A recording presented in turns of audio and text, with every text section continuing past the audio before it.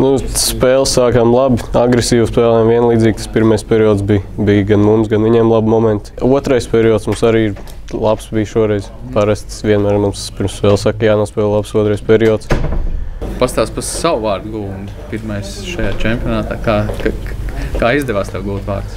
Izgājām uzbrukumā ātrā, 2-2. Uzkliedz Ruģikam, un viņš arī nomet un iemetām.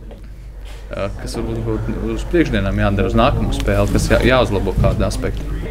Jānospēlē visa spēle uz maksimumu, kur visas mazās epizodes, visas mazās lietiņas līdz galam jāizdara, lai tas gala iznākums būtu savādāks. Spēlējamies tīri labi uz Krievijas fona.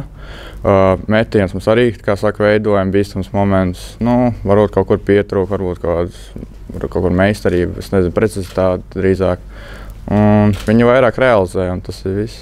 Ko no šādas spēles un no iepriekšējās vēl kāds mēs plusus varam izdarīt un priekš nākamajām spēlēm? Mēs redzējām, kā spēlē Zviedri un Krievi. Un mēs sapratām to, ka katrā spēlē būs 40-50 metieni. Un, kā saka, no manas puses man ir jāatvaira lielākā daļa, lai palīdzētu komandai iemest golu. Un lai mēs to noturētu.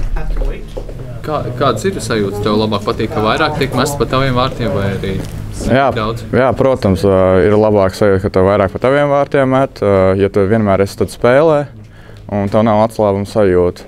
Jo tomēr, ja tev ir tie mazi metieni, tu pēkšņi ielaid golu, tad uzreiz tāds garstāvoklis bojājās. Nākamā spēle pret Slovākiju. Kādas domas par to? Par Slovākiju es domāju, mums viņi ir jāuzvar. Tas ir skaidrs, jo tā ir, teiksim, tā cīņa par ceturtdaļfinālu.